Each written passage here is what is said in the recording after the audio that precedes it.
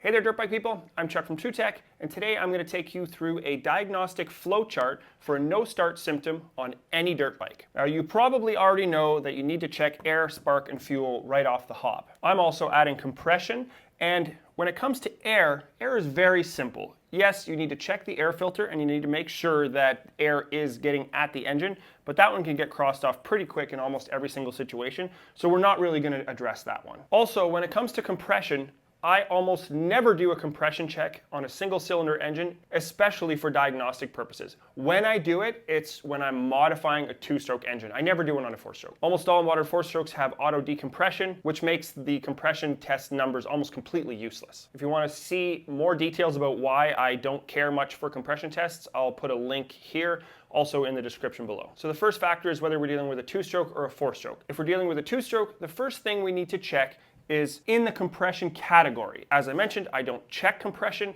What I do is I remove the pipe, I remove the left side cover or the ignition cover. If you want to see details on that, there's a 15-minute video here.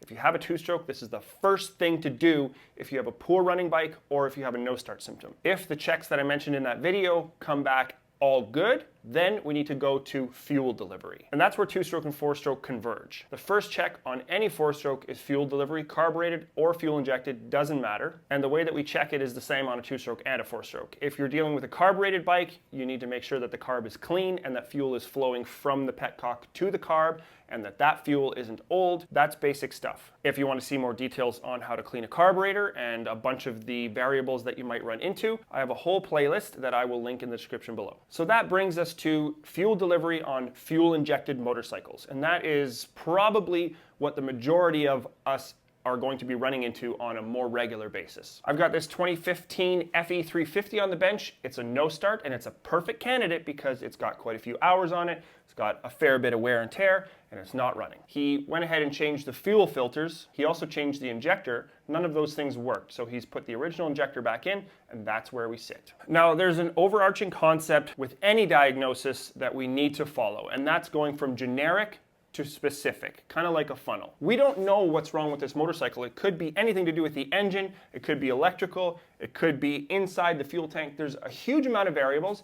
So what we need to do is start narrowing those variables down so that we're not just checking random things and not getting anywhere. Probably the most comprehensive test that you can do on any fuel injected bike is simply checking the fuel pressure. If the fuel pressure is low or inconsistent, you know that the bike is not going to run well if it runs at all. I built this fuel pressure tester myself. I have a bunch of different fittings. I just buy these fittings on Amazon. I have some for Yamahas, some for Hondas, some for KTMs. I've kind of built this up over the years. There are lots of different fuel pressure testers available. Moto has a great one for KTMs. I'm not sure if he has fittings for many of the other bikes, but I'll put a link to the Moto one below. I love Moto products. If you're working on a KTM, as the majority of people these days are, they all have a fuel line connector right here on the left side. Most of the time this O-ring is pretty dry and it gets kind of sticky, so I'm just going to put a little bit of grease on my finger and I'm going to grease that O-ring. I don't want to tear that O-ring because it is a weird one. It's a very strange size. I have to get them from KTM. I have some in stock, but I try not to wreck them. There, we're hooked up. Now we'll see what happens when I crank the bike. There we go. That has told us a huge amount. We know that we're not getting fuel pressure. Now, this is the same on a two-stroke or a four-stroke. If we have bad fuel pressure, we know that we have an issue either with the wiring getting to the tank or something inside of the tank. It's most likely the fuel pump, but we're going to test more of that. First, what we're going to do is go off of this path on the flowchart, and we're going to go through the other possibilities quite quickly because this is by far the most common issue. So the first thing that I'm going to do after fuel delivery is just pull the spark plug out and check for spark.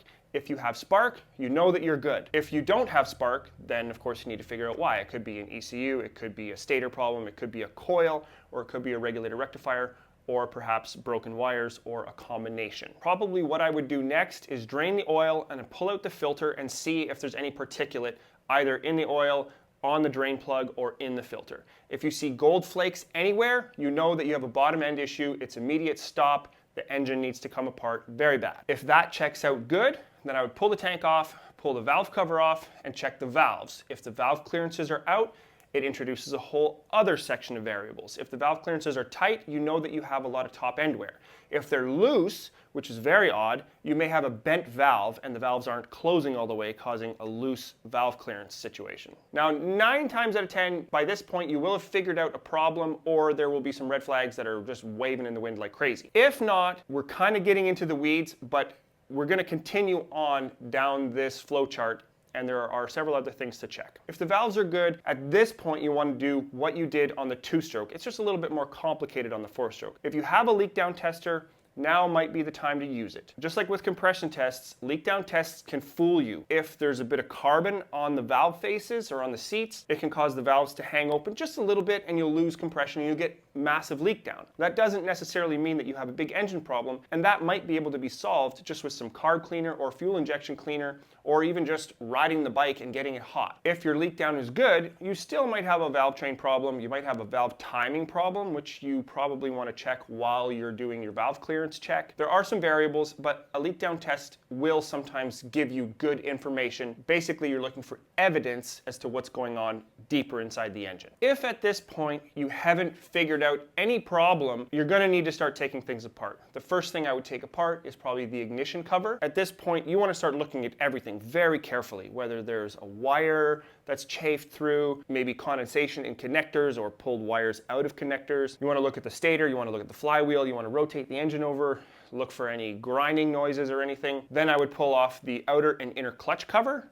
I would be checking crank bearings on a 4-stroke. If there's any play, you know that you have an issue, and that can definitely cause a no-start situation as well. If you have a bore scope that fits inside the spark plug hole, you could use that. Sometimes I take the exhaust off and I look at the valves. Sometimes you can see if valves are bent or broken, or if there's an excessive amount of carbon, it could tell you that you're burning oil. That could also cause a no-start situation. And lastly, if you haven't found anything else, it's time to pull the cylinder head off. Because we're still in the diagnosis phase, this is not what you want to do. You want to exhaust all other options before you start taking the engine apart, because then you have to buy gaskets to put things together. And if the issue is external, it's a lot of extra work getting into the motor. So you definitely want to avoid that. Now, since I have this bike on my bench, and since fuel problems are the most prevalent by far, I'm going to continue on the diagnosis branch that goes to the fuel delivery side. So I've removed the seat. Now the next thing I'm going to do is just make sure the power is getting to this plug. If there's no power here, I know I have a wiring issue somewhere outside of the fuel tank, and I feel pretty silly if I pulled this whole thing apart and it was this. Now, there are 3 wires going into this plug, and I don't know which one is ground and which one is power, but one is also going to be the output for the fuel level sensor, most likely. So if you're using a test light like I am, or a multimeter, you're not going to fry anything. So I'm just going to hit the button, and then I'm going to test. I get nothing there, so I'm just going to move my little pin over to the next one, hit it again, nothing. Then I'm going to move the other one, so I've now checked all 3.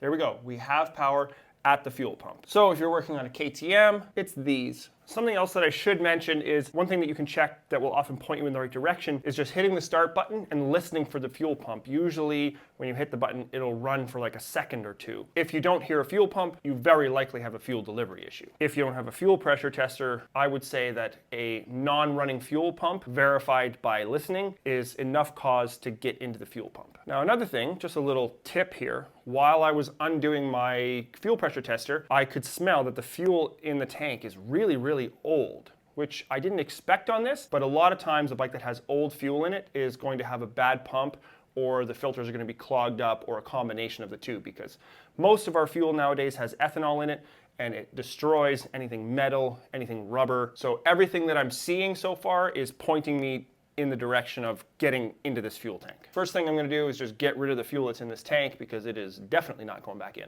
Another piece of evidence that I picked up while getting rid of the fuel.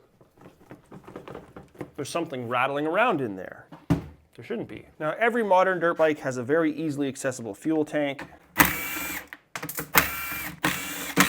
The KTMs are probably the worst because there's 2 things you have to pull out. Now, immediately, I noticed something else. This here is the regulator, and it's all rusty. A rusty regulator often doesn't allow fuel pressure to make it out the hose, even if the pump is turning, which in this case, I can hear that it's not. If you're looking at fuel pressure issues, you've probably seen videos of guys doing this.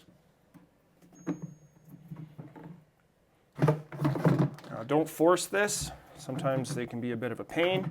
Oh, look at that. It's got a Quantum pump in it. Quantum is a cheap Chinese company that sells pumps, and they have an extremely high failure rate. So a little bit of anatomy. Here we have the inline filter. This should be inside of there, but it's come undone, so that's a problem.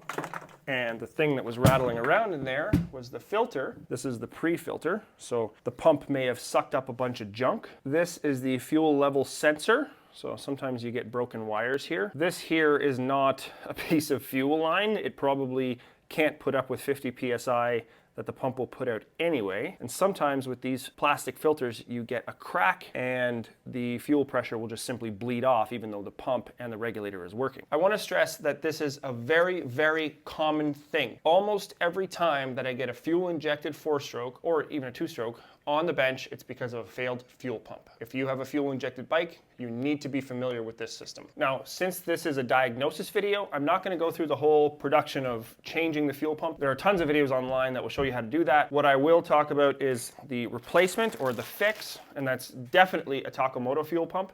These are guaranteed for 3,000 hours. They're usually less than half price of the OEM because most OEMs you have to order the entire sending unit, which is totally bonkers. I'm not affiliated with Moto, but I just love their stuff, especially their fuel system products. They come with these nice little clamps here. You don't have to have any special tools. They come with pieces of fuel line. Normally I would put in one of their metal filters because they resist cracking and you can also back flush them. But in this case, the customer recently replaced this fuel filter. I am going to fix these fuel lines.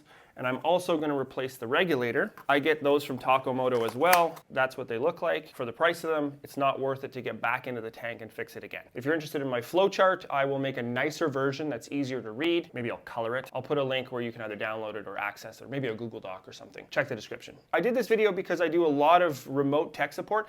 And a lot of times this is what it comes down to. And a lot of people don't have the structure, that flowchart structure, in their minds, and who can blame them if you don't do this every day. I think that this is something that everybody should know. A lot of this you can do on the trail. If you understand this basic structure, you can do almost all of this in less than an hour with minimal tools, and you can get a very good idea of what's wrong with your bike. So if you think that this video would help some of your friends, please share it with them. And if you want more content like this, subscribe, hit the notification bell, all that stuff. If you want to see what I'm doing on a more day-to-day basis, you can find that content on Instagram. I'm also starting a True Tech community where there are interactive courses, a discussion forum for people that are invested in fixing their motorcycles, lots of other resources to come. If you're interested in that, I'll put a link in the description as well. Thanks a lot for watching. I'll see you soon.